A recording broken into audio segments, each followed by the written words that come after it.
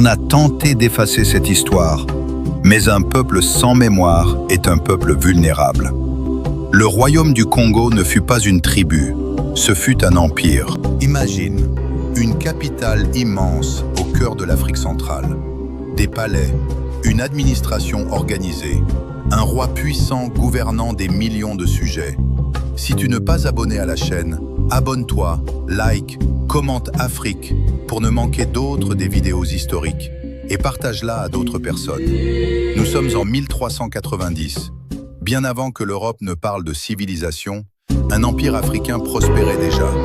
Un empire structuré, spirituel, diplomatique. Un empire qui négociait d'égal à égal avec le Portugal. Cet empire s'appelait le Royaume du Congo.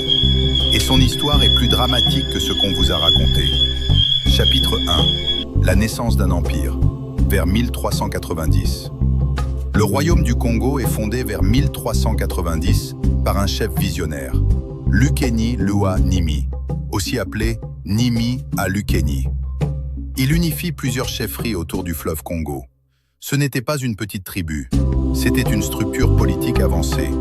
Le royaume était divisé en provinces, Mpemba, Mbata, Nsundi, Soyo, Mpangu. Chaque province était dirigée par un gouverneur, nommé par le roi. Le roi portait un titre sacré, Mani Congo, seigneur du Congo. La capitale, Mbanza Congo, était une ville impressionnante, située dans l'actuel Angola. Les premiers explorateurs européens diront plus tard qu'elle était aussi organisée que certaines villes européennes. Chapitre 2. Une société structurée et puissante. Le royaume du Congo avait un système fiscal, une hiérarchie administrative, une armée organisée, un commerce actif. On échangeait ivoire, cuivre, tissu, sel.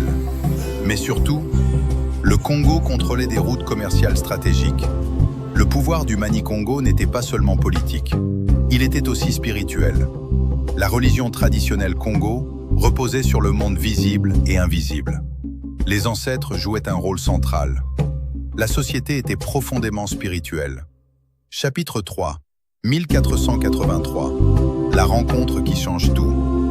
Puis vient l'année 1483. Un navigateur portugais arrive sur les côtes du royaume, Diogo Cao. Pour la première fois, le Congo rencontre l'Europe.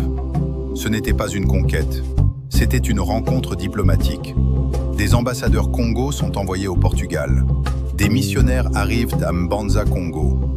Et en 1491, le Mani-Congo Nzinga à Nkubu se convertit au christianisme. Il prend le nom de Joao Ier. Le royaume entre dans une nouvelle ère.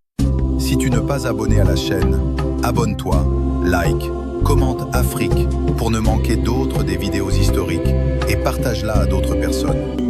Chapitre 4. L'âge d'or. Afonso Ier, 1506 à 1543. En 1506, son fils monte sur le trône, Afonso Ier of Congo. C'est lui qui transforme le royaume.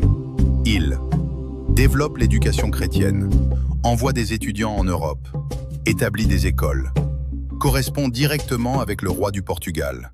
Oui, un roi africain écrivait officiellement aux rois européens. Mais derrière cette coopération, une tragédie commence. Chapitre 5. Le début de la trahison. Les Portugais veulent plus d'or, plus de ressources, plus de pouvoir, et surtout, des esclaves. Le commerce d'êtres humains commence à s'intensifier. Au départ, il s'agissait de prisonniers de guerre. Mais rapidement, le système devient incontrôlable. Des trafiquants portugais commencent à capturer illégalement des sujets du royaume. Afonso Ier écrit plusieurs lettres au Portugal pour dénoncer ces abus. Il supplie que cela cesse. Mais le commerce est trop lucratif. L'équilibre est brisé. Mémoire africaine, notre histoire vit tant que tu la rencontres. Chapitre 6. Le déclin et la guerre. Au XVIIe siècle, le royaume est affaibli. Les tensions internes augmentent. Puis vient un moment décisif. La bataille d'Anguilla en 1665. Le roi Antonio Ier au Congo affronte les Portugais. Il meurt au combat. C'est un choc terrible.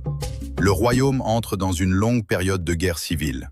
La capitale Mbanza Congo est abandonnée. L'empire puissant d'autrefois se fragmente. Chapitre 7. Une grandeur effacée par l'histoire. Le royaume du Congo n'était pas une société primitive. C'était un État structuré, un acteur diplomatique international, une puissance régionale majeure. Mais l'histoire coloniale a réduit son image. On a parlé de tribus, on a oublié les rois, on a effacé les lettres diplomatiques. Pourtant, la vérité est là. Le Congo était un empire. L'histoire de l'Afrique ne commence pas avec la colonisation.